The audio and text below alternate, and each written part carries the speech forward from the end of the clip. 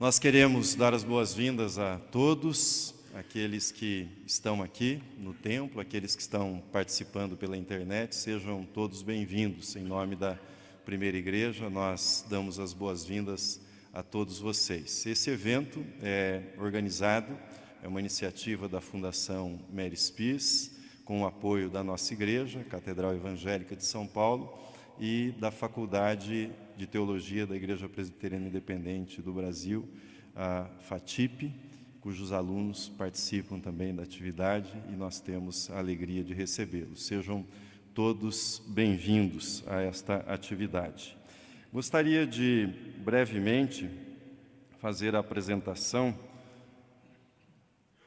Esta atividade é, então, uma iniciativa do projeto Equilibrium da Fundação Mary Spies, que está aqui à frente representada pelo presbítero Osni, que é o presidente do Conselho de Curadores, pelo presbítero Rui, que é o presidente da diretoria, e também pelo Volney Faustini, que é membro do Conselho de Curadores e participará também na parte final do nosso evento.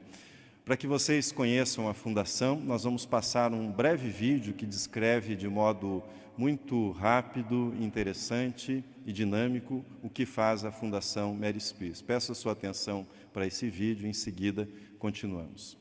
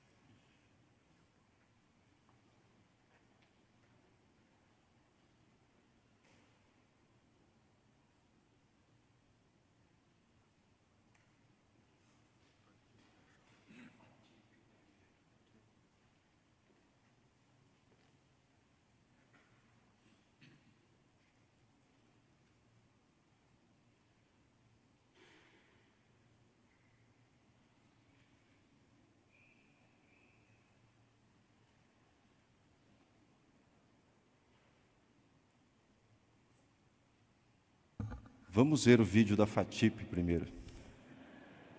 FATIP, Faculdade de Teologia da Igreja Presbiteriana Independente do Brasil. Com uma rica história e larga experiência na prática do ensino teológico. Há mais de um século, a FATIP vem formando homens e mulheres para o exercício do ministério pastoral. Localização privilegiada, próxima às estações de metrô Sé e Anhangabaú, e contando com uma infraestrutura adequada e confortável para que o ensino, aprendizagem e atendimento sejam satisfatórios e de qualidade. Salas de aulas, secretaria, ouvidoria acadêmica e pastoral, capela para celebrações e, claro, biblioteca, que contém funcionários capacitados e um acervo com aproximadamente 20.000 títulos. Reconhecido pelo MEC, com corpo docente formado por mestres e doutores. O curso de graduação em teologia da FATIP tem duração de 3 anos e é organizado em 4 áreas. A área de Bíblia possui a maior carga horária do curso. Teologia prática, disciplinas ligadas às atividades do pastor ou da pastora na igreja local. A história da igreja e a teologia cristã. Área interdisciplinar com disciplinas que nos auxiliam na compreensão da nossa realidade e condição como ser humano. Além do curso Bacharel em Teologia, a FATIP deu início aos cursos de extensão na modalidade ensino à distância, cursos livres, breves e pontuais, visando a formação de líderes e membros das igrejas locais. A Fundação Eduardo Carlos Pereira tem a satisfação em ser a mantenedora da FATIP.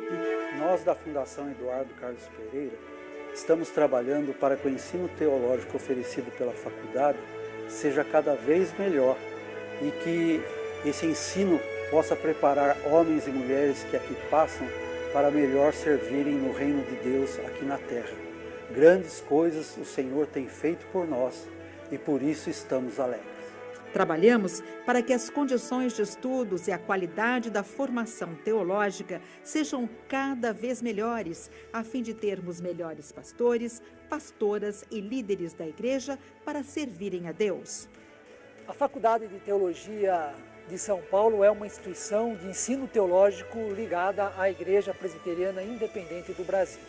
Nossa missão é formar pessoas cujo interesse é servirem a Deus nos mais variados ministérios da Igreja e principalmente no ministério pastoral. Hoje temos a grata satisfação de contar com irmãos e irmãs de várias denominações estudando com a gente. Temos alunos e alunas da Igreja Assembleia de Deus, de outras igrejas históricas e também de várias igrejas evangélicas. Se você se sente vocacionado ou tem o interesse de estudar teologia, vem estudar com a gente. FATIP, Faculdade de Teologia da Igreja Presbiteriana Independente do Brasil.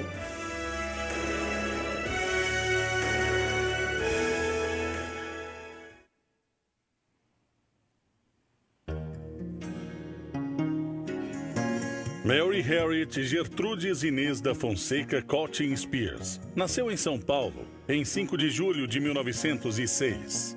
Filha única do casal Maria Vitória e Tomás Spears, recebeu formação típica das moças da alta sociedade de seu tempo. Ainda jovem, Dona Mary começou a inteirar-se dos assuntos relacionados aos negócios da família. Os Spears possuíam fazendas no interior paulista e imóveis residenciais e comerciais na cidade de São Paulo. Depois que seus pais faleceram, Dona Mary teve que assumir a administração do valioso patrimônio que lhe coube.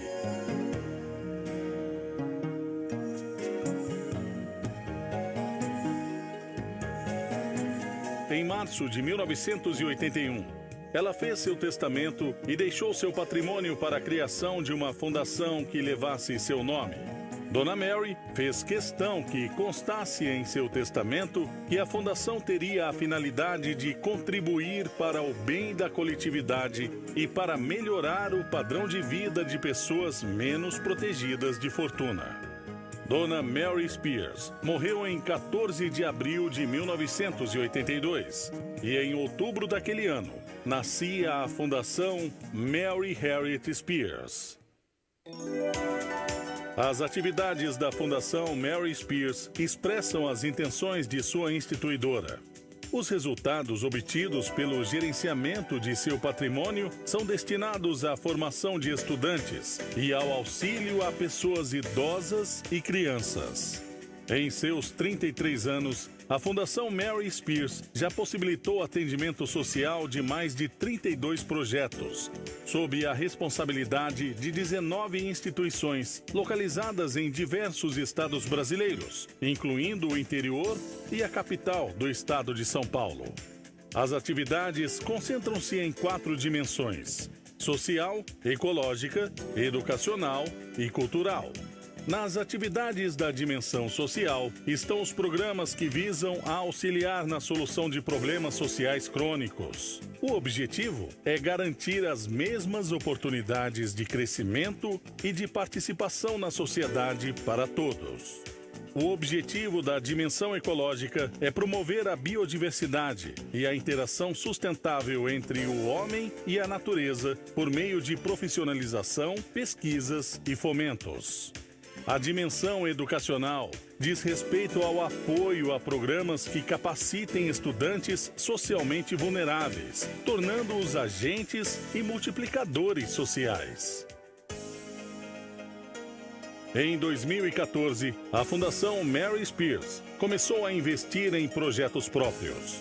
O Espaço Saúde Abival Pires da Silveira tem como objetivo proporcionar melhorias na qualidade de vida de crianças, adolescentes, jovens, adultos e idosos em situação de vulnerabilidade social.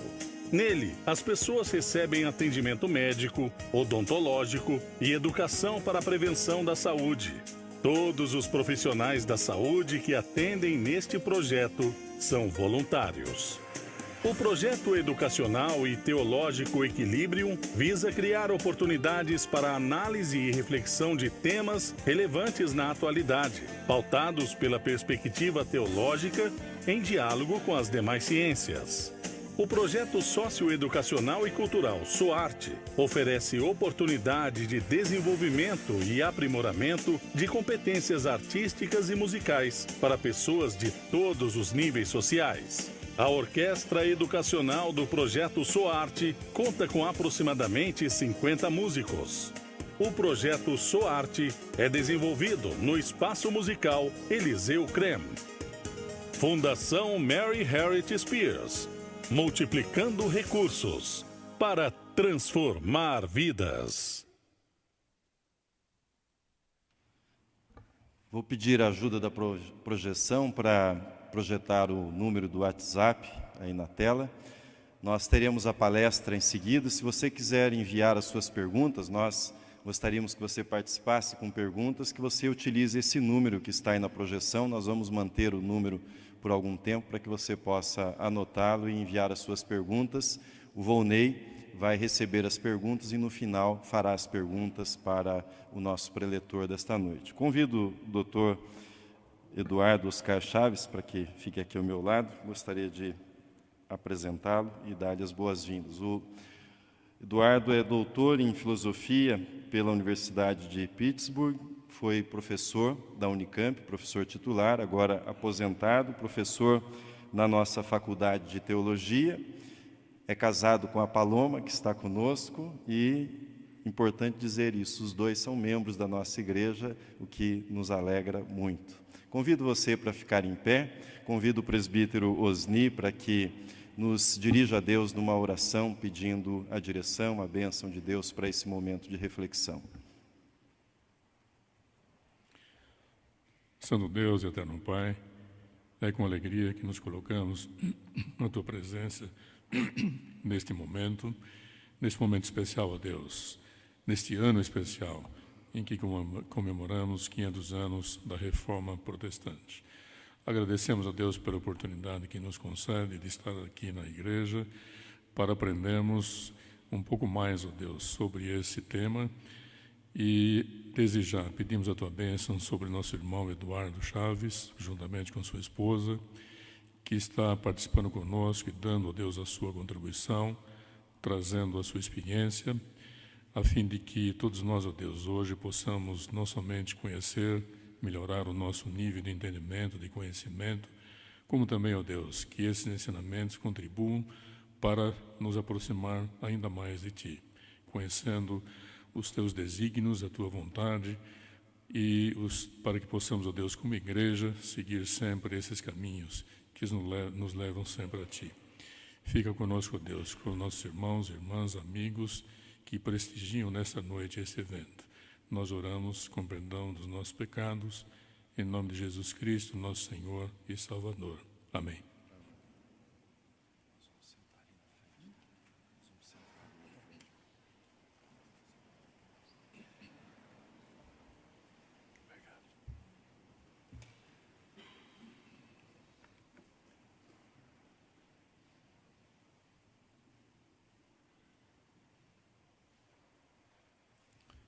Meu boa noite a todos.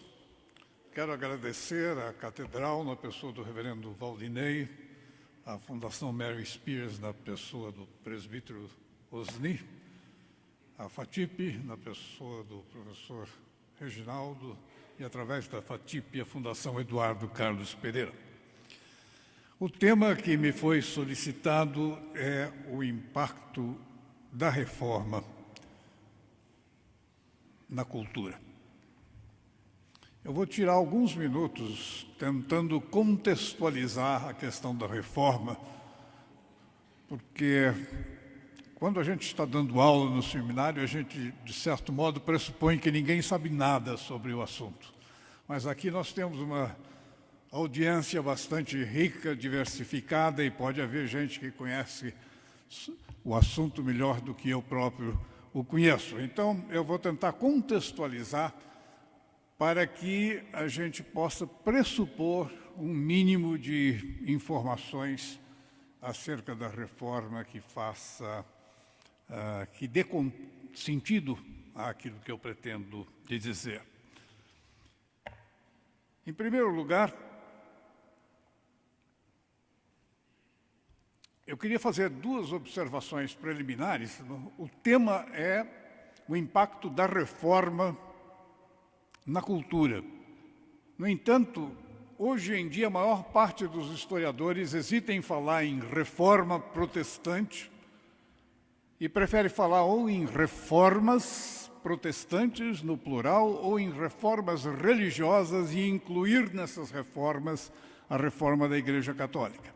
Então, eu vou falar um pouquinho sobre esse conceito de reformas protestantes ou reformas religiosas do século XVI, e depois falar uma palavrinha só com toda a vênia do reverendo Valdinei sobre o conceito de cultura. Apesar da gente falar em reforma ou reformas protestantes ou religiosas do século XVI, o fenômeno de reformas na história da Igreja é mais amplo do que o século XVI apenas. Ele começou, pelo menos, por volta de 1350, houve vários precursores da reforma do século XVI, entre eles John Wycliffe, John Hus, Savonarola. Todos eles morreram por causa das tentativas de reformar a Igreja que eles procuraram realizar em algum momento do século XIV ou no século XV. A reforma que se caracteriza como do século XVI, ela pode ser dividida, como eu disse, entre reformas protestantes e reforma católica, e as reformas protestantes hoje em dia são divididas, diferenciadas entre reformas magisteriais e reformas radicais. Eu vou explicar num minuto o que isso quer dizer. E apesar de ser chamada de reforma, ou reformas do século XVI, e ter começado por volta de 1350, essas reformas não terminaram, não foram concluídas no século XVI.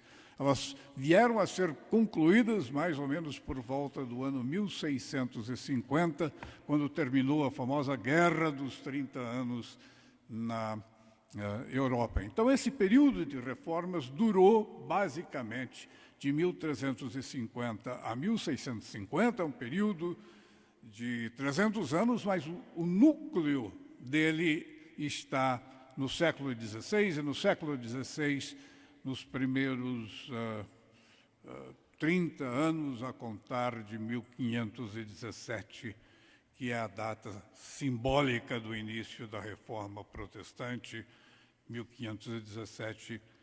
Este ano nós comemoramos 500 anos.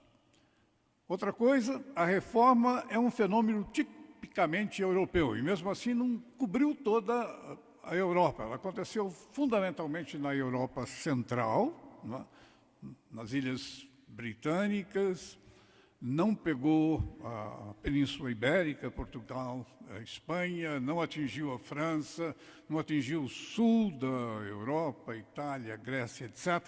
Então, é tipicamente uma reforma que acontece ali no miolinho do continente europeu.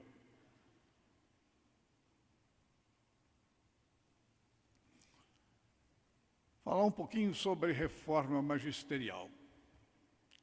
A reforma luterana, que é aquela que aconteceu em 1517, 31 de outubro, dia das bruxas, né? Alguns tentam fazer com que o dia seja denominado de dia do protestantismo, mas, por enquanto, ele é simplesmente ainda o dia das bruxas. Mas é o dia em que Martinho Lutero resolveu colocar na porta da catedral da cidade de Wittenberg, ou da igreja que funcionava ao lado da Universidade de Wittenberg, 95 teses questionando práticas e doutrinas da Igreja Católica.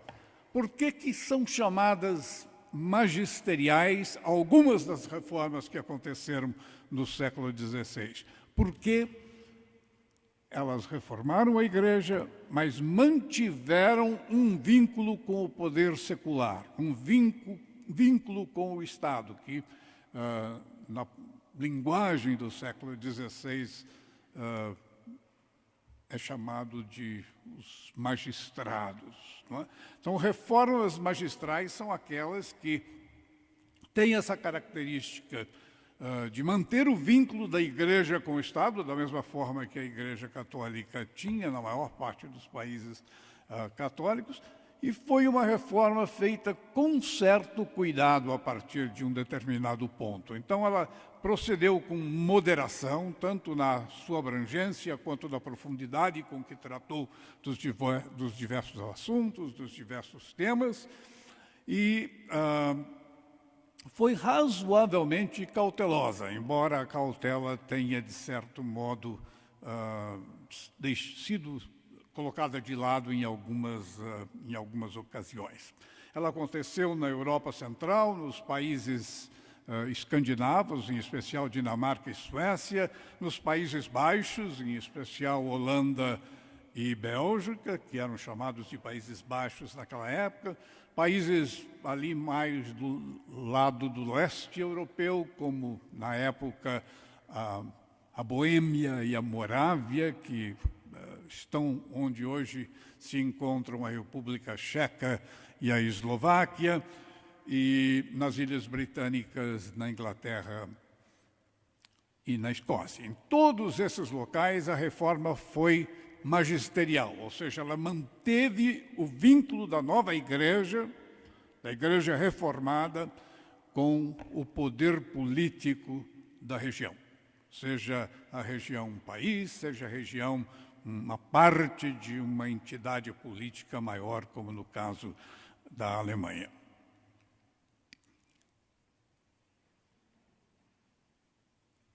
Temos aí a lista das principais reformas magisteriais. A Alemanha, foi a primeira, 1517, com Martinho Lutero. A Suíça alemã, em especial Zurique, e as cidades mais próximas, com Ulrico Zwinglio, que começou um pouquinho depois de Lutero. Zwinglio andou reivindicando que ele teria começado antes de Lutero, mas a maior parte dos historiadores acha que a reforma em Zurique começou um pouquinho depois de Lutero. A reforma de Genebra, que é a que nos toca mais de perto aos presbiterianos, porque é aí que João Calvino criou a igreja que está na base das igrejas presbiterianas do mundo inteiro. Ela já começou um pouco mais tarde, em 1536, só será no ano 2036 que os calvinistas poderão celebrar os 500 anos da sua reforma em particular. Houve também a reforma da Inglaterra, razoavelmente bem conhecida, porque foi meio escandalosa, não? O rei Henrique VIII queria divorciar-se da rainha, né? E o Papa não admitiu o divórcio, e ele então assumiu o controle da Igreja da Inglaterra e conseguiu que o arcebispo que ele havia indicado lhe autorizasse o divórcio. Por um certo tempo, a Igreja continuou muito parecida com a católica, mas gradualmente, ao longo do tempo, ela foi se diferenciando e se tornando mais protestante, né? E na Escócia, finalmente, a reforma que foi conduzida por John Knox, que acabou criando a matriz das igrejas reformadas presbiterianas, né? Então, são estas as principais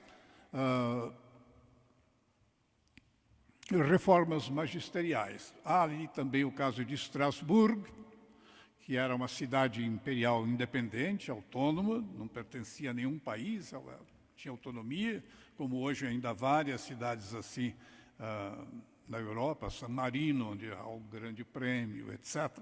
É uma cidade desse tipo. E, na época, Genebra, onde aconteceu a reforma de Calvino, era também uma cidade livre, uma cidade imperial. Ela só veio a fazer parte da Suíça no século XIX. Apesar disso, quase todo mundo fala que a reforma de Calvino foi na Suíça, porque foi em Genebra, e Genebra veio a se tornar parte da Suíça. Uma reforma que não recebe muita atenção por parte dos que se situam dentro de uma das reformas magisteriais são essas reformas radicais. Esse nome foi dado relativamente recentemente para abranger vários tipos de reforma, que tem como característica a separação entre a Igreja e o Estado. Hoje é comum, aqui no Brasil, nos Estados Unidos e em vários outros países, que o Estado seja uma coisa e a Igreja outra, e ambos não têm relacionamento. Na Inglaterra, porém, a rainha é a chefe da Igreja. Em outros países há esse entrelaçamento. A Igreja luterana começou desse jeito, a Igreja calvinista em Genebra começou desse jeito, ou seja, vinculada ao Estado, ao poder político. Os reformadores radicais, eles não admitiam isso. Eles queriam que a Igreja ficasse totalmente separada do poder político, do Estado, fosse uma entidade independente, não tivesse que prestar contas, não tivesse vínculos e não recebesse ordem do poder político. As reformas radicais também são múltiplas. Não é? O primeiro grupo, talvez o mais conhecido, é o chamado dos anabatistas, é aí que está a gênese das igrejas batistas. É um pessoal que era mais radical do que os reformadores clássicos, Lutero, Calvino, etc. Eles não admitiam o batismo de crianças. Não? Eles achavam que no Novo Testamento o batismo é sempre algo que depende do arrependimento e da fé da pessoa, e uma criança não teria condições de tomar decisões desse tipo. Portanto, eles não admitiam o batismo de criança, o batismo era apenas de adulto. E, como eu disse, tinham total separação do Estado, do poder político, e, em alguns casos, tentavam se separar até mesmo do mundo, da sociedade em que estavam localizados, sendo grupos religiosos um pouco do tipo de quase um gueto. Não é? Houve, no entanto, reformas radicais de cunho mais político. Houve uma revolta dos camponeses no ano de 1525 na Alemanha, uma revolta extremamente violenta. Lutero, que foi considerado pela Igreja Católica o inspirador dessa revolta, dessa rebelião, dessa revolução, ficou contra a rebelião e recomendou que o poder político usasse todos os meios possíveis para dissolver, né, essa revolução. E o poder político na Alemanha conseguiu dissolver, mas com sacrifício de milhares e milhares de vidas. Então, há uma ala dessa reforma radical que era tipicamente política, defendeu o fim do feudalismo, direitos e poderes aos camponeses, que passariam a ser proprietários de suas terras, uma mini-reforma agrária, etc.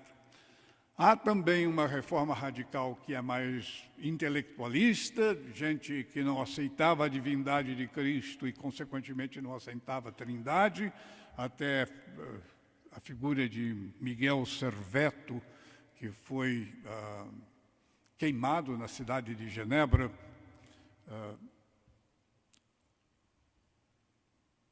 ilustra essa tendência racionalista dentro da reforma radical. E há, por fim, em especial na Inglaterra, e depois isso foi transplantado para os Estados Unidos, o germe das igrejas que não eram magisteriais, como a congregacional, que mantém uma independência muito grande de cada igreja local. Né? A inspiração teológica era calvinista, eles eram chamados de puritanos porque eram razoavelmente rígidos em sua moral, mas, apesar de calvinistas, eles não adotavam o sistema de organização da igreja presbiteriana que foi, como eu disse, desenvolvido na Escócia por John Knox. Então, as reformas protestantes ocuparam basicamente a parte central da Europa. Né? A Europa pode ser considerada dividida em parte central, tanto do ponto de vista leste-oeste, como do ponto de vista norte-sul, e nos dois casos a reforma aconteceu ali naquele miolo, não atingindo as bordas ao oeste, ao leste e ao sul, mas atingindo a parte norte, com os países escandinavos, como eu disse, a Dinamarca e a Suécia, principalmente. Então, ficaram fora dessas reformas ditas protestantes. A Península Ibérica, Portugal, Espanha, França, Itália, Áustria, Grécia, Polônia, Hungria, etc., e os outros países mais distantes daquele miolinho. Então, isso é importante notar que a reforma protestante foi um movimento tipicamente europeu e do centro da Europa. Antigamente se dizia que, em reação às reformas protestantes, a Igreja Católica havia patrocinado uma contra-reforma, uma tentativa de reação. Hoje em dia se prefere dizer que a Igreja Católica promoveu sua própria reforma. E essa reforma se centra em basicamente dois pontos principais: a criação dos jesuítas, né, da ordem Sociedade de Jesus, por Inácio de Loyola, que foi extremamente importante para o Brasil, porque assim que foram criados, por volta de 1540, eles já começaram a vir para o Brasil. José de Anchieta, Manuel da Nóbrega, todos esses padres que vieram para o Brasil no século XVI, eram jesuítas da Sociedade de Jesus, que foi criada para ajudar a combater a influência das igrejas recém-aparecidas protestantes.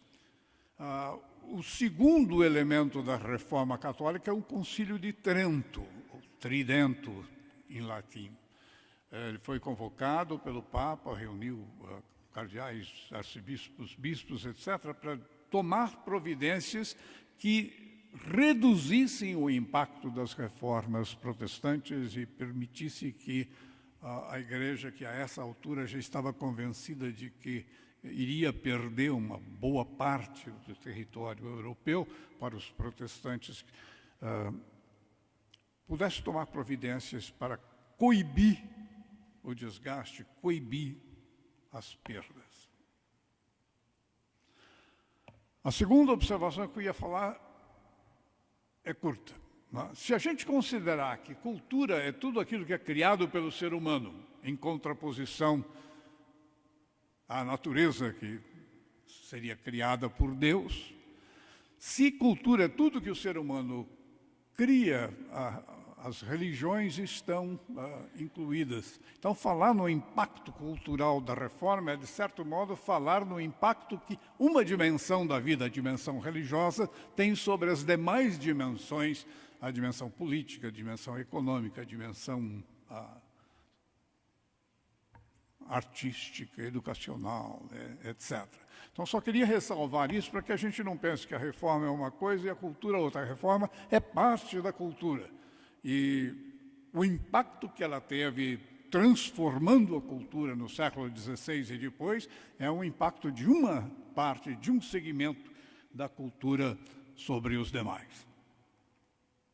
No entanto, é virtualmente impossível, no período de 1 hora, falar sobre todas essas reformas, não é? E tentar abranger o seu impacto, sua influência em todas essas áreas, política, econômica, educacional, artística, etc. Por isso, eu vou me limitar a discutir uma das reformas protestantes, uma reforma magisterial, a luterana, por uma razão muito simples. Ela foi a primeira, né? E é ela que está comemorando 500 anos este ano. Me pareceu até um pouco desleal, né, se a gente, presbiteriano, seguidor de Calvino, usasse os 500 anos dos luteranos para celebrar também a nossa reforma. De certo modo, podemos, porque ela foi a primeira, deu início, o pontapé inicial nesse processo de reforma.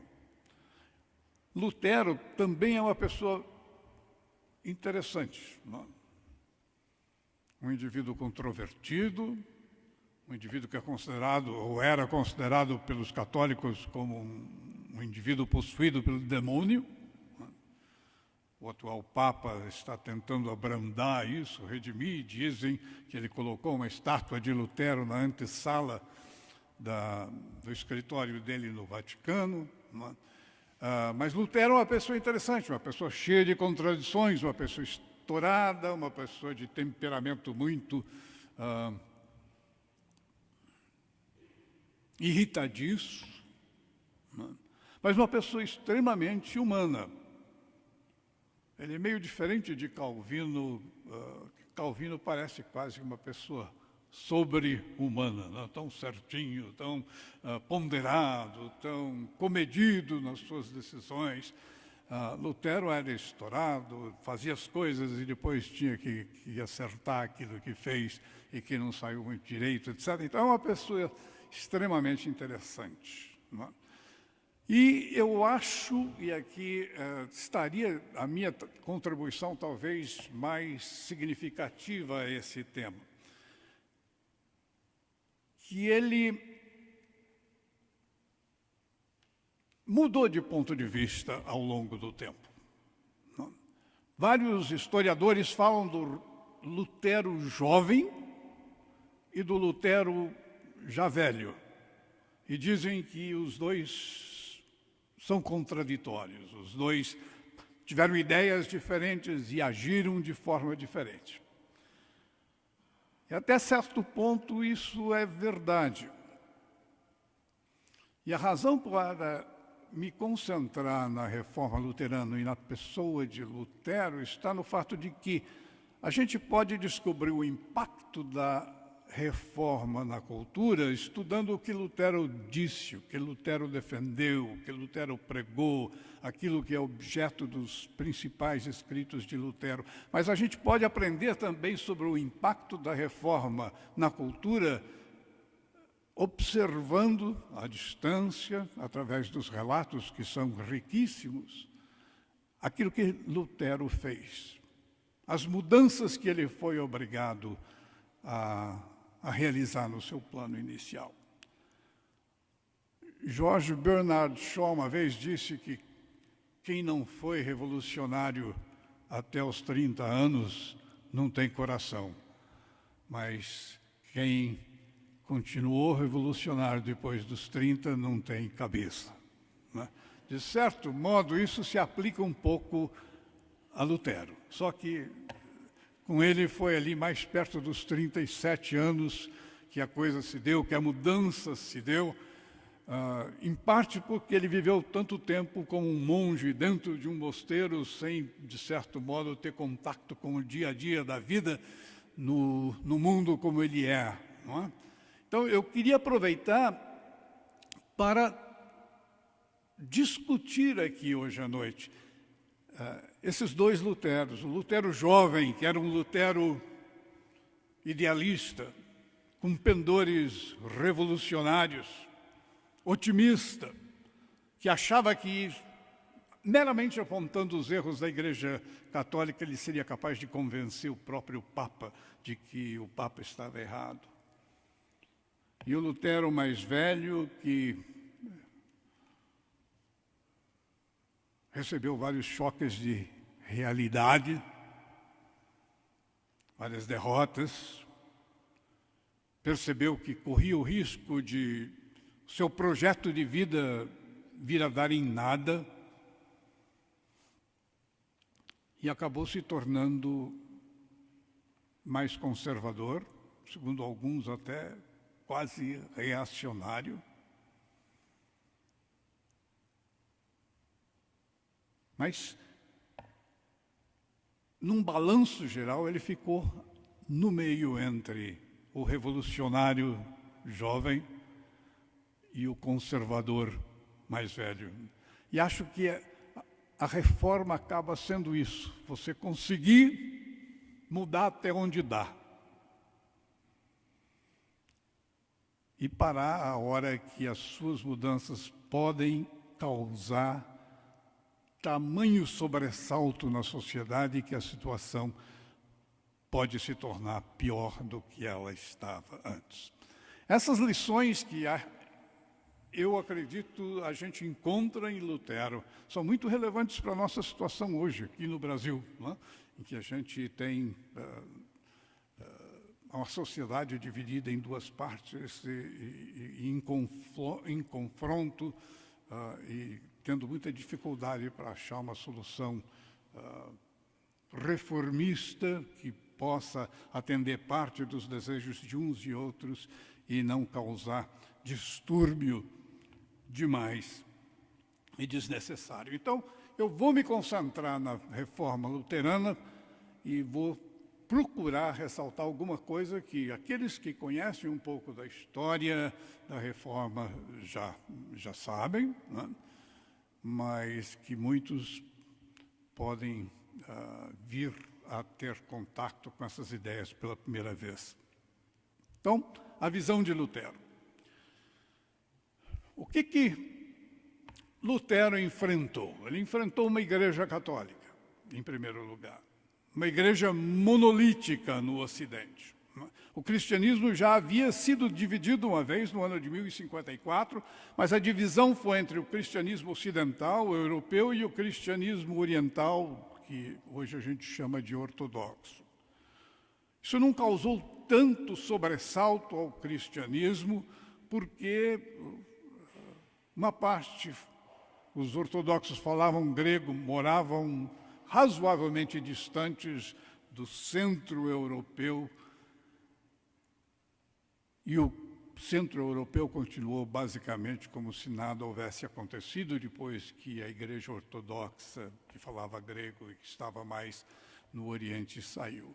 No entanto, no caso da reforma, nós estamos falando de uma reforma no coração da Europa e numa divisão que rachou a Europa no meio. Então, nós temos que entender qual era a igreja contra a qual Lutero investiu e por que é que ele investiu.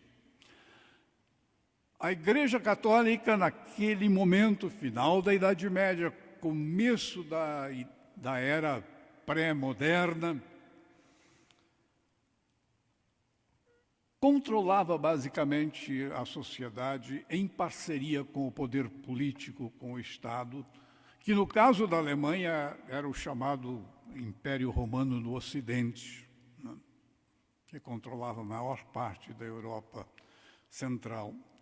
E a tese da Igreja é que a questão mais importante para a maioria das pessoas daquela época, que é a mesma questão que a gente já encontra no Novo Testamento, o que devo fazer para ser salvo?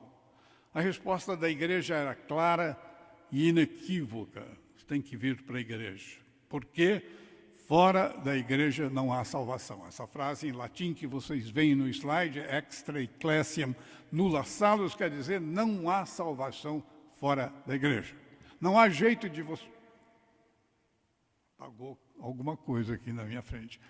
Mas não há jeito de você se salvar se você estiver fora da Igreja. E a Igreja montou um sistema, que é o chamado sistema sacramental. Ela criou os sacramentos, que a gente não encontra nesta forma no Novo Testamento, na Bíblia, um sistema de sacramentos, com 7 sacramentos que controlavam a vida do indivíduo desde que ele nascia até a hora de ele morrer. Vocês têm aí a lista dos sacramentos que a Igreja Católica pregava e praticava, e através dos quais ela controlava a vida das pessoas. Batismo, a Igreja Católica sempre batizou crianças. Confirmação, que seria o equivalente à nossa profissão de fé. O indivíduo batizado, quando atinge a chamada idade da razão, confirma a sua fé. Confissão e penitência, ou seja, o indivíduo tem de confessar regularmente seus pecados para poder participar da Eucaristia, que tem lugar na missa. Matrimônio é considerado um sacramento, os protestantes não consideram o matrimônio um sacramento. E o matrimônio e a ordenação dos padres, sacerdotes, são os 2 únicos sacramentos que não se aplicam a todo mundo, né? Matrimônio simplesmente para aqueles que resolvem se casar, e a ordenação para aqueles que optam por uma vida celibatária, uma vida sem casamento, sem sexo. Então, se você quer ser padre, quer ser freira, etc., quer ser religioso, você abre mão do casamento, mas você tem um outro sacramento, que é o da ordenação. E, por fim, o sacramento da unção dos enfermos, não é? Toda vez que alguém ficava doente, com medo de morrer, chamava um sacerdote que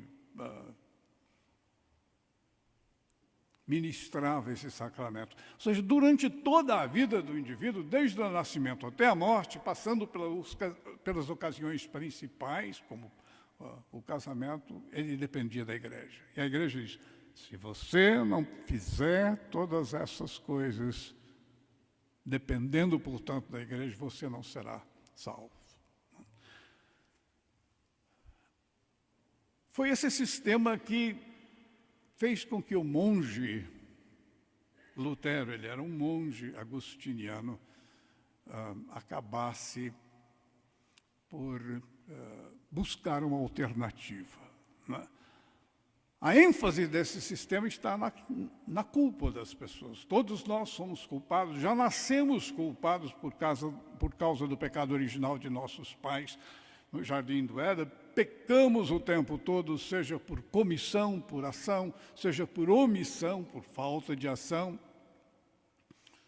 E o único jeito de ter os pecados perdoados é confessando esses pecados a um sacerdote e recebendo desse sacerdote uma pena, uma punição, que pode ter natureza diversa, pode ser rezar o Pai Nosso algumas vezes, uma Ave Maria, ou visitar relíquias dos santos, ou fazer uma peregrinação à Terra Santa. Essas eram as penitências mais comuns.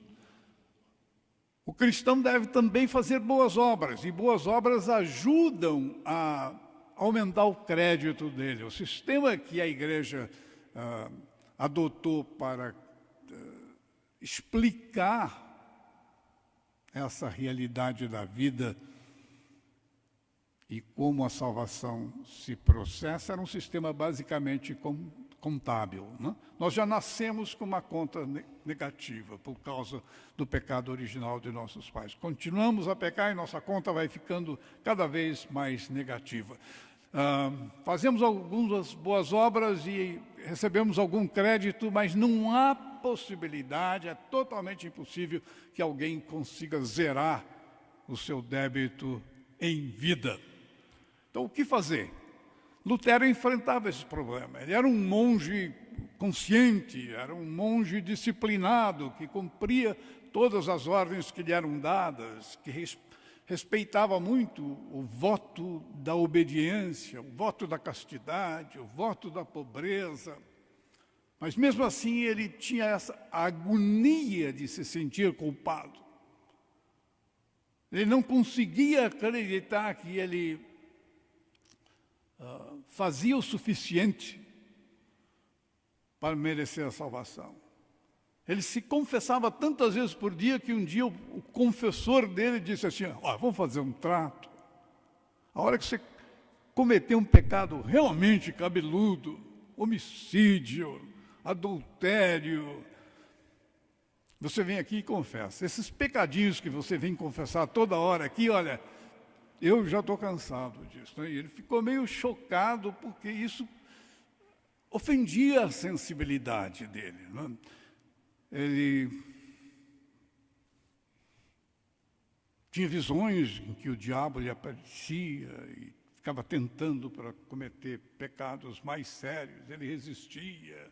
Diz a lenda que ele jogava tinteiro no diabo que ele via na frente dele, tanto que os quartos, as celas em que ele morava, nos vários mosteiros, têm ainda marcas de tinteiro na parede, que seriam tinteiros que ele jogou no diabo para afastar o diabo. Então, ele vivia agoniado com essa solução. A Igreja Católica até tentou resolver parte do problema. Apesar de ninguém conseguir pagar o seu débito para com Deus em vida, eles falaram: não precisa ser em vida. Existe um estágio intermediário, depois da morte, antes do céu e antes do inferno, que se chama purgatório. Ali, a pessoa vai ficar pelo tempo necessário para pagar os pecados que ela não penitenciou em vida. A igreja tinha uma tabelinha, né? Quantos anos do purgatório você vai precisar ficar, dependendo do pecado que você cometeu. E segundo a tabelinha, havia gente que já tinha 1.500.000 anos a passar no purgatório. Né? Então, essa solução foi uma solução parcial, porque as pessoas ficavam preocupadas, porque o tempo do purgatório era tão grande, né, que era quase difícil imaginar quando é que elas sairiam do purgatório para ir para o céu. Daí a igreja arrumou uma segunda solução. Ela disse o seguinte: existe no céu um tesouro de méritos que foi criado pelos méritos, principalmente de Jesus Cristo, que nunca pecou e sempre fez o bem. Então ele não tinha demérito nenhum, ele só tinha mérito. E não precisou usar para ele próprio esse tesouro de méritos. E os santos também, que pecam pouco e fazem muito bem, segundo a Igreja Católica, contribuem para esse tesouro. Então, lá no céu haveria um tesouro enorme de méritos, meio que rendendo juro, por assim dizer. Né? Até que um Papa resolveu que a Igreja poderia transferir aquele tesouro para os fiéis. Então, se você tinha receio de que ia passar muito tempo do purgatório, você poderia dar uma contribuição para a igreja. A igreja lhe dava um certificado chamado indulgência, que reduzia o seu tempo de permanência no purgatório. Inicialmente era assim, depois foi ficando mais sofisticado. Né? Se você tem parentes que já morreram e estão lá no purgatório, se você der uma contribuição para a igreja, ela te dá um certificado que reduz o tempo dos seus parentes que já morreram e que estão no purgatório. Você está casado, tem filhos, tem medo que seus filhos venham a passar um tempo enorme no purgatório, compre indulgência para eles. Isso revoltou Lutero. Não? Lutero ficou revoltado com isso, porque ele começou a ler o Novo Testamento, em especial as cartas de Paulo aos Romanos e aos Gálatas, lido com os olhos de Santo Agostinho, que era o santo que havia criado a ordem monástica a que ele pertencia. E lendo Paulo, com a ajuda do seu confessor, chamado Staupitz, ele descobriu que, se depender dele, ele nunca teria um saldo positivo e que as indulgências eram uma invenção católica, não havia base nenhuma na Bíblia para aquilo. E ele achou ali no Novo Testamento a informação de que Cristo, por sua morte na cruz, zerou a nossa conta. E a salvação é um dom, um presente que Deus gratuitamente nos oferece, se nós simplesmente nos dignarmos a aceitá-la pela fé. Então, a revolta de Lutero com a Igreja Católica é que a salvação é gratuita, vem da graça de Deus. E a Igreja está tentando fazer da salvação uma mercadoria que, vendida ao povo, traz recursos financeiros para a Igreja. Então, foi isso que ele colocou nas 95 teses na porta da Igreja de Wittenberg. Um convite a debater essa questão, a discutir essa questão. Ele achava que o próprio Papa, que havia autorizado todo esse sistema, a venda de indulgências para reconstruir a Basílica de São Pedro em Roma, ele achava que o Papa estava simplesmente mal assessorado e que se o Papa visse aquilo que ele estava mostrando na sua análise de Paulo aos Romanos e aos Gálatas, principalmente, o Papa ia perceber que estava errado. Vocês veem aqui que, apesar dele já ter 34 anos nessa época, ele era razoavelmente ingênuo de imaginar que toda essa máquina de arrecadar dinheiro que sustentava grande parte da Igreja, o Papa, que é o líder da Igreja Católica, estava participando de tudo isso sem saber que a coisa era errada. E que se ele lesse o que Lutero estava escrevendo, ele ia descobrir. Então, a visão de Lutero é de que a mensagem do Evangelho é essa mensagem que, se você aceitar o dom que Deus lhe dá, pela sua graça, você está salvo sem precisar fazer mais nada a não ser aceitar esse dom. E até a sua fé é um dom. Deus dá a fé àqueles que Ele elege ou escolhe. Aqui está o germe da doutrina de predestinação que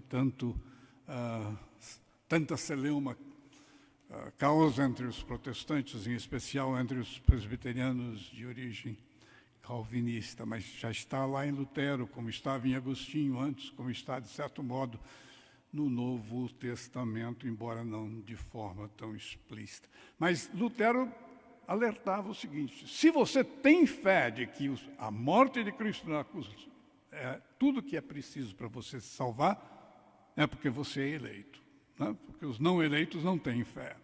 Então, essa visão de Lutero que ele tentou propugnar, que ele tentou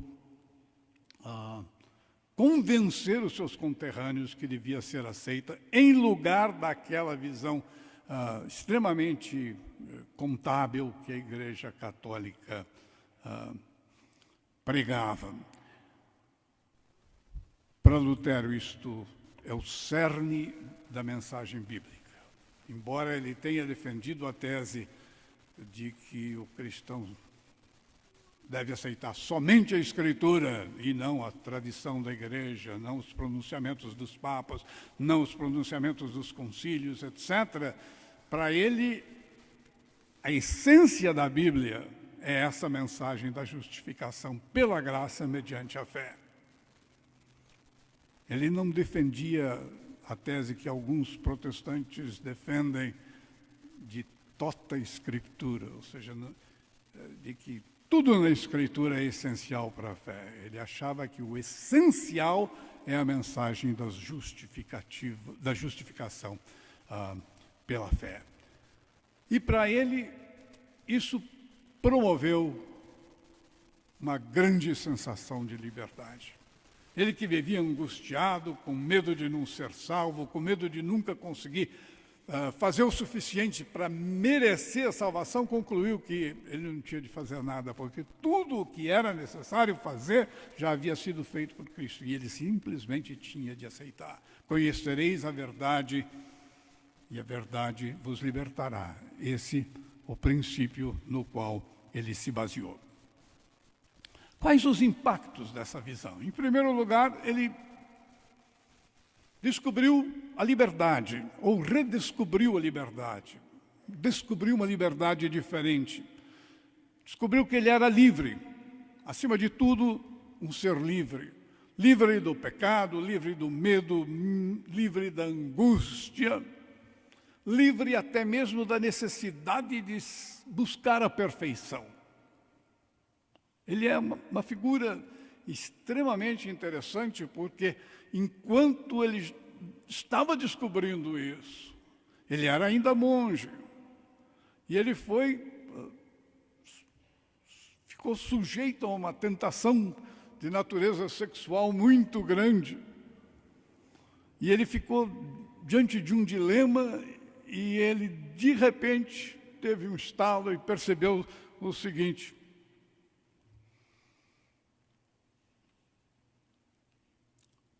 que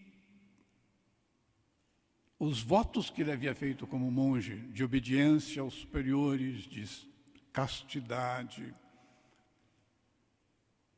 de pobreza, não eram votos que encontravam respaldo na Bíblia, e ele disse o seguinte: olha, Satanás, eu vou lutar contra você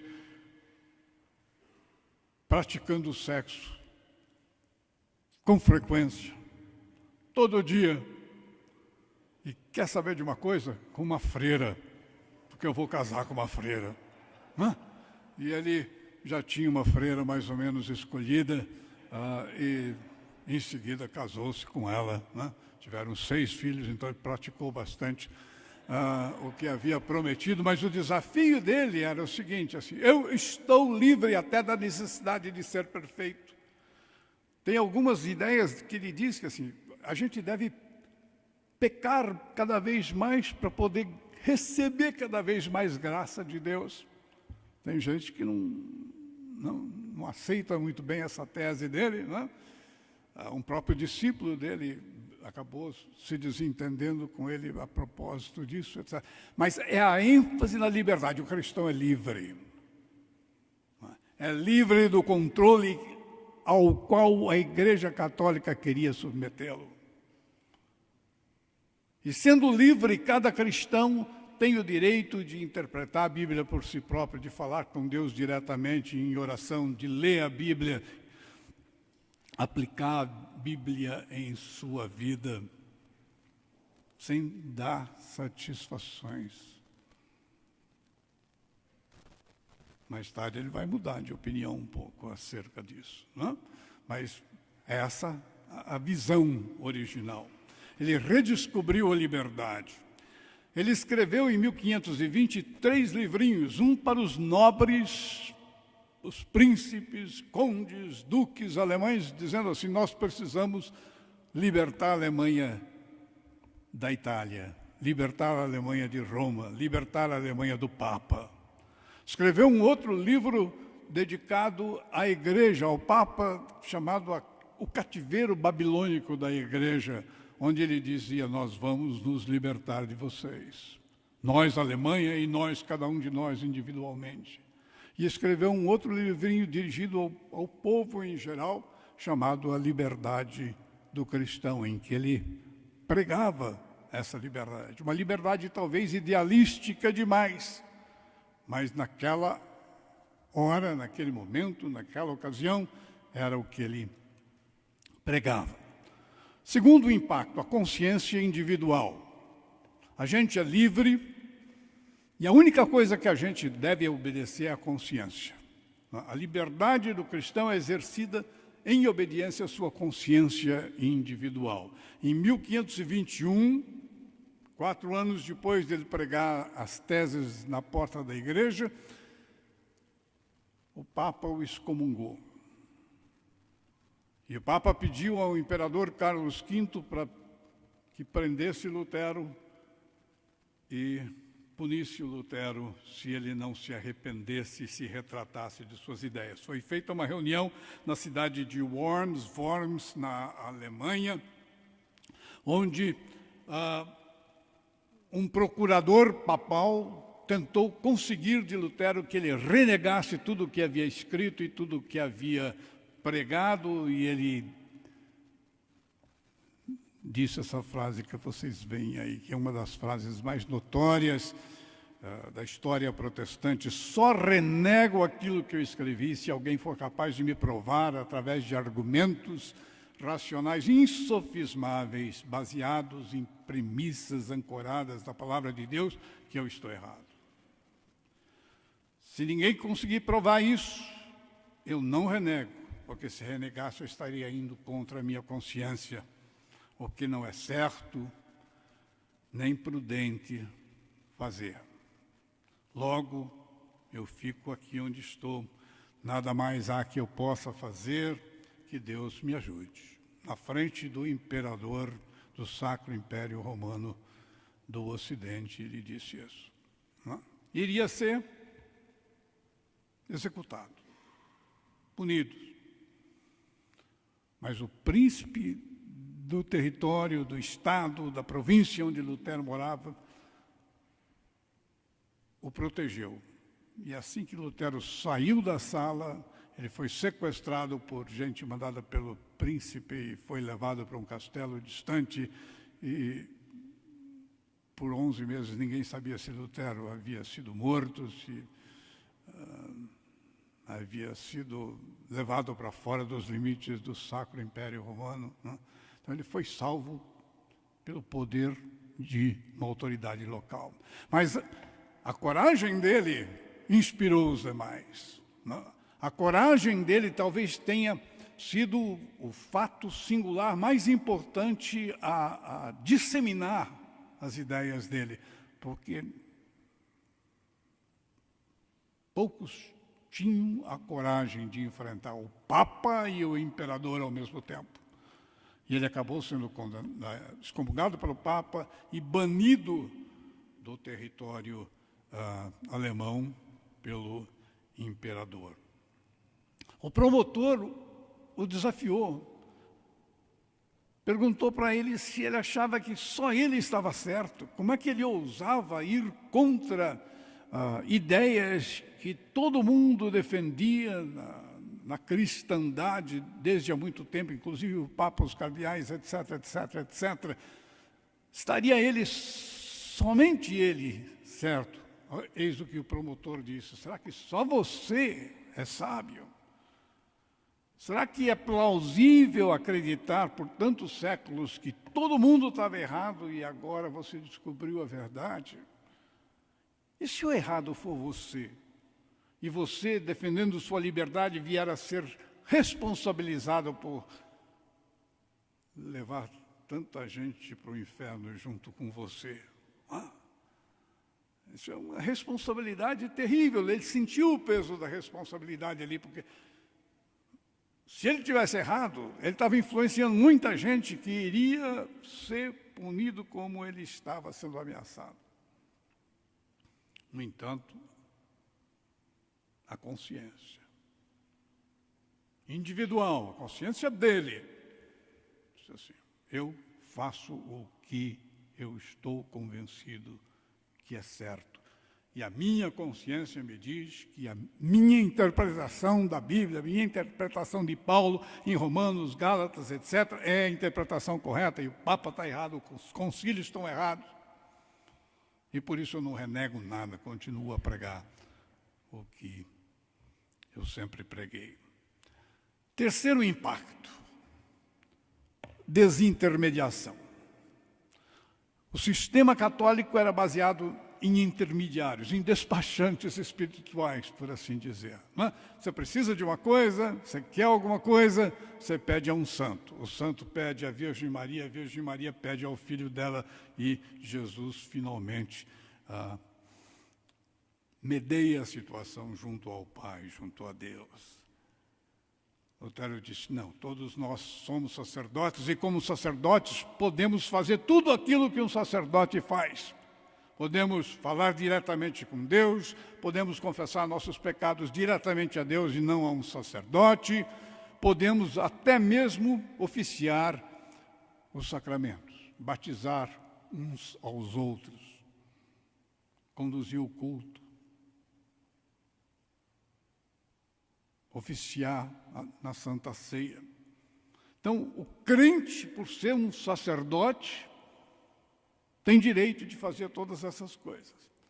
O reverso da medalha, o verso da medalha é a responsabilidade. Ele faz e tem de assumir a responsabilidade como ele próprio assumiu diante do imperador. Mas essa é uma noção revolucionária. Na verdade, era tão revolucionária que ele até voltou para trás mais adiante. Mas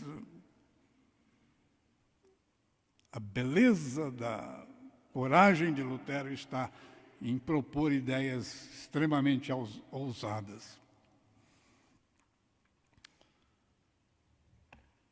Quarto lugar.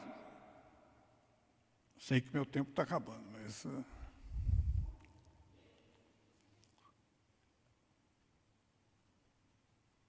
Apesar de Agostinho ter escrito um livro famoso chamado A Cidade de Deus, em que ele dizia, existe uma cidade que é a cidade de Deus e esta outra é a cidade dos homens, e a cidade dos homens é uma cidade que já está perdida mesmo, porque todos os governos são bandos de ladrões, e até parece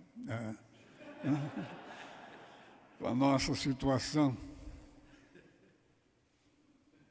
Lutero chegou à conclusão de que ele estava precisando, pelo menos, do governo local, né? Já tinha perdido o Papa, já tinha perdido o apoio do imperador, ele precisava do apoio do príncipe e dos demais príncipes. E ele disse, a função do cristão é viver sua vida aqui neste mundo.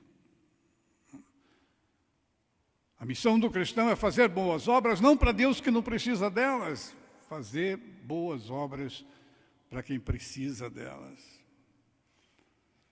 Desenvolveu uma noção de vocação que o indivíduo é chamado não para ser padre, ou ser freira, ou ser monge, mas ele é chamado para exercer uma função no mundo secular, e essa função é uma vocação cristã. Ele pode ser professor, pode ser pedreiro, pode ser qualquer coisa, ele tem que encarar aquela profissão dele, que é exercida no mundo, não dentro da igreja, como uma vocação cristã para a qual ele é chamado. Ele reflete em alguns momentos dizendo que o culto é a nossa vida, ajudando os outros, sendo solidários, prestando serviços a Deus através do serviço que prestamos ao próprio.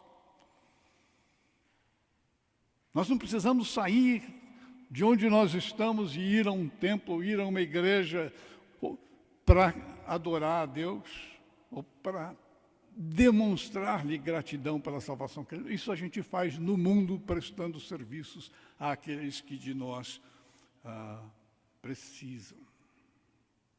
Isso também ele voltou atrás um pouco nisso. Quinto impacto para viver no mundo e fazer uma diferença, e conseguir servir a Deus servindo o próximo. Nós precisamos estar bem preparados, nós precisamos de educação. Talvez esse seja o aspecto mais importante do impacto da reforma protestante na cultura ocidental, o fato de que ele determinou que ao lado de cada igreja houvesse uma escola. E determinou que todos os crentes mandassem os filhos às escolas. Homens e mulheres, numa época em que a educação era para uma pequena elite, né? Os monges que trabalhavam em tarefas intelectuais, ele diz, todo mundo tem não só o direito, mas o dever de aprender para poder ler a Bíblia por si próprio e interpretá-la, porque cada um é sacerdote. Foi por isso que ele traduziu a Bíblia do latim, que pouca gente entendia, além dos mais cultos, para o alemão, que era a língua do povo. Né? Então, Então ele criou um sistema de escolas muito parecido com o sistema moderno. Mas ele esperava que a escola fosse um suplemento à educação que era dada no lar pelos pais e pela família estendida. A responsabilidade da família é primeiramente educar os filhos para que eles possam viver uma vida cristã, ler a Bíblia e atuar como cristãos no mundo. Eventualmente ele escreveu materiais didáticos, catecismos destinados a crianças, catecismos destinados aos professores das crianças e assim por diante. Vou pular aqui rapidinho, falar sobre os choques de realidade que ele sofreu. Não? Primeiro choque. Nos 11 meses que ele ficou escondido no castelo do príncipe Frederico, para não ser executado pelo imperador, ele se afastou da cidade em que ele estava atuando como principal líder religioso. E ao se afastar, colegas dele, ajudantes dele, amigos dele, assumiram o papel de líderes do movimento. E foram muito adiante do que ele achava que era possível naquele momento. Entraram nas igrejas, quebraram os vitrais, porque não era bíblico adorar imagens. Derrubaram estátuas de santos, quebraram o altar, quebraram os confessionários. Se todo mundo é sacerdote, o que estão fazendo esses caras que trabalham como padres e sacerdotes aqui? Tiraram os caras à força das igrejas. Começaram a rezar a missa em roupa de todo dia, na língua do povo, em alemão.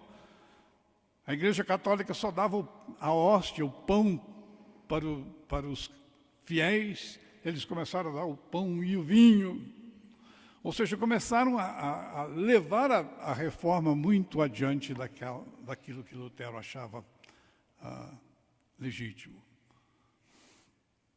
E ele se viu forçado a sair do seu esconderijo, mesmo com risco da própria vida, e voltar e virar o ponteiro para trás. Né? Ele começou a perceber que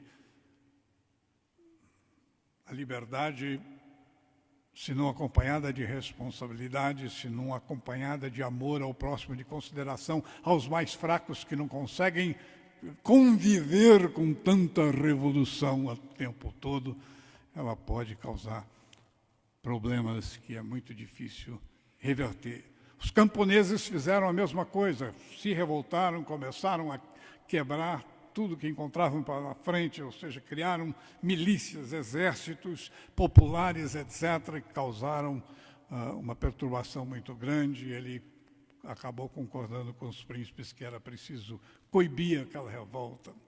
Esse é um outro choque. Resolveu visitar as paróquias e viu que as famílias não estavam educando os filhos em casa, que as crianças continuavam analfabetas, que os pais não tinham muita noção do que era a mensagem evangélica na sua essência. E daí decidiu que a escola deveria ser mais bem estruturada e ter um currículo, e ter professores bem formados, etc. No colóquio de Marburgo, ele se desentendeu com outros reformadores, como Zwinglio, como Martin Bucer, e viu que é muito difícil você manter uma frente unida de protestantes, que a natureza humana, a vaidade humana, às vezes, é muito difícil de conter, e assim por diante. Ou seja, ele sofreu, entre os anos 1921 e 1930, uma série de choques de realidade que o fizeram perceber que muitas das ideias que ele havia apresentado, embora ele ainda as achasse corretas, não poderiam ser implementadas de forma tão rápida, tão assodada e tão radical. Teria de se caminhar devagar. Não pode ficar parado. porque se a gente fica parado, o mundo anda e você daí fica atrás. Mas também não pode andar depressa demais, porque você corre o risco de criar anarquia, criar uma barbárie que é pior do que aquilo que você tinha antes. Então nós temos essas figuras de Lutero,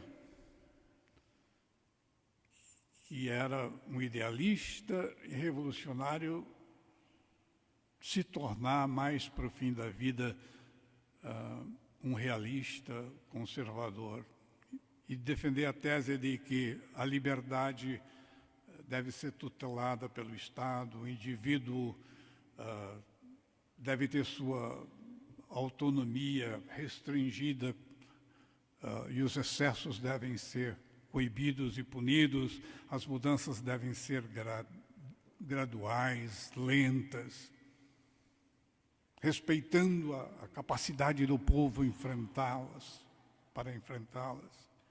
Isso se aplica não só às mudanças na religião, mas às mudanças no sistema político, econômico, que eram pleiteadas pelos camponeses, etc. Ele foi abandonando o sonho de reformar a igreja, concluindo realisticamente que ele não ia conseguir reformar a igreja e que, portanto, era melhor que ele criasse uma igreja mais parecida com o que ele queria, mas ainda assim longe do que ele achava ideal. E a distância entre o que ele achava ideal e aquilo que ele achava execuível, possível, se deve ao fato de que o povo não estava preparado para mudar. Uma visão, até certo ponto, conservadora e mesmo reacionária. O que ele havia feito nas escolas, que seriam suplementares à educação familiar, de repente a escola se tornou obrigatória, mandatória. O currículo era o mesmo para todas as escolas, os professores tinham de ser treinados para aplicar aquele currículo. E as escolas, que foram uma inovação extremamente benéfica inicialmente, acabaram se tornando máquinas de doutrinar as crianças nas ideias, esquecendo os princípios da autonomia, da liberdade. Então nós temos aqui em Lutero esse dilema. Ele percebeu pela sua vida, embora ele nunca tenha escrito isso com todas as palavras, que o reformador tem que viver entre o seu sonho, aquilo que ele considera ideal, e a realidade, aquilo que ele considera possível. Se ele desanimar, como o Melancton, o principal auxiliar dele, às vezes desanimou, as coisas vão acabar ficando pior do que estavam, porque o mundo continua e você está parado num lugar. Mas se ele ignorar, o reformador, a força da tradição, a força da inércia, a força dos valores enraizados na sociedade, ele corre o risco de introduzir anarquia e barbárie. Terminando, Reinhold Niebuhr, um teólogo protestante americano do século XX, uma vez disse, num formato de oração, o seguinte: que Deus nos dê paciência e resignação, serenidade para aceitar aquilo que não é possível mudar. Que Deus nos dê coragem e determinação para mudar aquilo que é possível e deve ser mudado. E que Deus nos dê, acima de tudo, sabedoria para diferenciar uma coisa da outra. Ou seja, ser capaz de distinguir o que é que pode e deve ser mudado agora e o que não dá para mudar agora e que talvez a gente deva esperar e mudar mais tarde. Acho que a herança principal de Lutero e da reforma luterana está nessa forma de enfrentar mudança, inovação e conseguir equilibrar as coisas. E terminar com uma igreja que 500 anos depois ainda está aqui, a Igreja Luterana, que é muito criticada por ser, às vezes, conservadora. Foi muito criticada durante o nazismo por estar atrelada ao governo alemão, mas que é uma igreja que tem sobrevivido e tem procurado encontrar o caminho dentro dessa dialética, desse dilema de é preciso esticar a corda até onde dá para esticar sem que ela arrebente. Né? E é preciso muita sabedoria para saber quando ela está chegando perto de arrebentar. E Lutero teve essa sabedoria, que muitos criticam, mas que permitiu que a igreja que ele acabou por criar persistisse, perdurasse por 500 anos e está celebrando dentro de 3 meses e 12 ou 13 dias 500 anos de existência.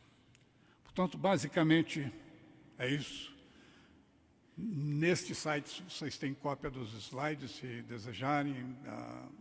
Ela está disponível em vários lugares na internet. Eles estão disponíveis em vários lugares na internet. E eu agradeço a atenção de vocês e peço desculpa por ter passado uns minutos do tempo que eu havia prometido. É parte dos princípios de Lutero. Né? De vez em quando a gente tem que parar e fazer o que dá. Então, muito obrigado e obrigado novamente à Igreja e à Fundação por essa oportunidade.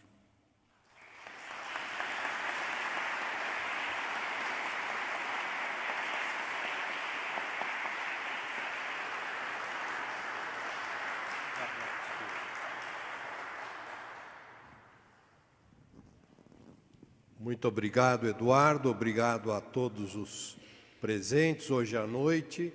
Nós temos esse número no WhatsApp para você fazer a sua pergunta. Já recebemos algumas. Nós não teremos muito tempo para fazer perguntas, porque, na verdade, foi um banquete. Né? Eu sei que alguns estão loucos para chegar em casa para tomar uma sopinha quente, mas nós tivemos um banquete aqui. Muito obrigado, Eduardo, pela grande aula, uma aula magna sobre a Reforma e sobre Lutero. A primeira questão que eu quero deixar com você é do Oswaldo de Cristo, e ele pergunta: como podemos definir a visão missionária de Lutero, aquele ímpeto da grande comissão de Mateus 28, né, de ide para o mundo para pregar o Evangelho. Como que Lutero respondeu a esse chamado? Acho que há um certo consenso entre os historiadores e os teólogos de que a igreja luterana não é a igreja mais missionária que existe. Não? Até os presbiterianos, que hoje são acusados de não ser tão missionários como deviam, foram muito mais missionários ao longo desses últimos 500 anos do que os luteranos. Porque a ideia de Lutero é que, se você revela que alguma coisa está errada, as pessoas vão oportunamente perceber que elas estão erradas e mudar de ponto de vista. Com o passar do tempo, ele viu que isso não acontecia e começou a montar esquemas de difundir aquilo que ele imaginava. Mas ele viveu num contexto em que era muito difícil fazer isso, porque na Alemanha daquele momento, século XVI, o único jeito de não ter uma guerra, que acabou acontecendo 70 anos depois, era decidir: a religião do povo é a religião que o governante do povo escolher. Então, se o príncipe havia se convertido ao luteranismo, todo mundo que pertencia àquela região governada por aquele príncipe era automaticamente luterano. Se o príncipe, passado algum tempo, resolvesse se tornar católico, todo mundo virava católico. Né? Então, na verdade, a Alemanha acabou, depois de cerca de 100 anos de trabalho da Reforma, com um país dividido em que mais ou menos metade da Alemanha, a Alemanha do Norte principalmente, era luterana e a metade do Sul, a Bavária, etc., era católica. Mas isso não foi devido ao trabalho missionário no sentido em que nós entendemos o termo. Foi mais um trabalho de convencer os governantes, os príncipes, duques, etc., de que era no seu interesse se tornar luterano, porque daí não iriam ser governados mais por um poder estrangeiro, que seria o Papa, que era quase sempre naquela época. Então, a Igreja Luterana não tem a marca de uma igreja missionária, historicamente. Ela tem feito esforços para adquiri-lo ao longo do tempo, mas o calvinismo cresceu muito mais rápido em toda a Europa, foi para a Inglaterra, veio para os Estados Unidos, etc., mais rapidamente do que os luteranos. Então, não é uma igreja que, historicamente, colocou ênfase no trabalho missionário. Muito bem. Eduardo, nós vamos fazer de 2 perguntas uma, tá bom? Até por causa do tempo reduzido. Nós temos na capela a livraria funcionando lá, inclusive nós temos a Bíblia da Reforma, da SBB, da Sociedade Bíblica do Brasil, e também tem um cafezinho, né? Porque que Deus nos dê um cafezinho quente para a gente suportar esse frio também, né? Parte da oração de Niebuhr, né? Mas a pergunta que a gente vai juntar aqui é o seguinte. A pessoa não colocou o nome, então eu estou me mantendo no anonimato, tá bom? O que podemos saber da personalidade de Martinho Lutero? A Reforma, como a conhecemos, teria o mesmo resultado se ele tivesse um temperamento, apesar de ele ser meio radical, meio iracundo certas horas, né? Mas ele talvez fosse mais sanguíneo, né? Deixava o sangue subir a cabeça do que colérico, né? E, atrelando a essa pergunta do resultado da reforma pelo radicalismo, é uma consideração com relação a 1517, se não é um ponto de virada, se não é realmente um ponto de inflexão na história. Porque, na verdade, e você discorreu, né, a justificação pela fé, sola gratia, sola fide, o sacerdócio universal dos santos, o acesso e a valorização das Escrituras, são uma base que toda a igreja protestante utiliza, abraça e leva em consideração. As 2 perguntas, eu acho que pressupõem a resposta correta. Acho que sem Lutero, dificilmente teria acontecido a reforma na época em que aconteceu. Provavelmente iria demorar muito mais tempo. Para acontecer a reforma, precisava alguém que era meio doidão, por assim dizer. Não, alguém que estava, de certo modo, disposto a enfrentar o Papa, que já havia mandado à fogueira vários precursores da reforma, que enfrentou o imperador que estava sentado ali na frente dele e falou assim: olha, nego, não dá para eu recantar nada, portanto que Deus me ajude, mas eu fico aqui e não recanto nada. Acho que se ele não tivesse essa coragem, dificilmente teria saído a reforma dentro de um prazo previsível. Por isso, acho que 1517 é um marco. A gente, quando estuda história, a gente tem essas datas mágicas. 1453, terminou a Idade Média, por quê? Porque caiu Constantinopla. Datas são marcos, as coisas não acontecem do dia para a noite, mas elas representam mudanças que começaram a se tornar viáveis naquele momento. Então, acho que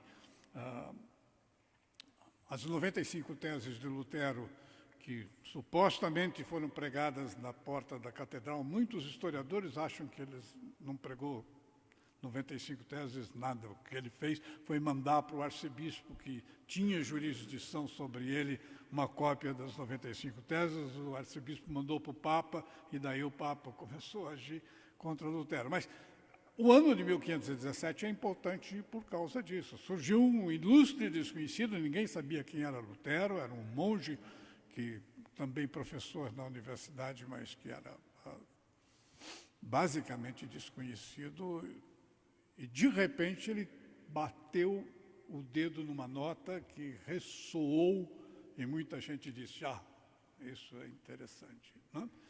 E isso deu impulso a um movimento que já era, de certo modo, latente, e que ganhou impulso, e foram surgindo outros, e a coisa se tornou o que se tornou, talvez, movimento de mudança em larga escala mais importante da história do Ocidente, até talvez o Iluminismo. Mas então as duas perguntas acho que têm respostas dentro daquilo que os autores pressupõem. Sim, Lutero era um indivíduo estourado, era um indivíduo impetuoso, um indivíduo que às vezes fazia as coisas e depois pensava, né? Mas sem ele, ninguém ia ter muita coragem de enfrentar Papa e Imperador e tudo mais. E 1517 é uma data importante. Importante, inclusive, para nós que não somos luteranos, aqueles que estão aqui e não são luteranos, porque se ele não tivesse feito o que ele fez, dificilmente teriam surgido outros dispostos a enfrentar o seu quinhão, a sua parcela de responsabilidade na luta contra o que eles achavam ser um desvirtuamento do cristianismo primitivo e do cristianismo bíblico. Mais uma vez, quero agradecer ao Eduardo Chaves pela apresentação, explanação tão ampla, profunda e detalhada, rica, e que em muito nos deixou nesse deleite, nesta noite razoavelmente fria. Um frio de Wittenberg, né? Um frio alemão hoje. Gente, amanhã temos o reverendo Erni, da Sociedade Bíblica do Brasil. Depois de amanhã, na quinta-feira, mesmo horário, teremos o reverendo Bitum, sempre iniciando com uma participação musical, como vocês acompanham aí no programa. Agradeço a presença de todos vocês, convido mais uma vez para a gente ir à capela, tomar um café e, por gentileza, todos nós, mais uma vez, os nossos agradecimentos ao Eduardo Chaves. Muito obrigado, Eduardo.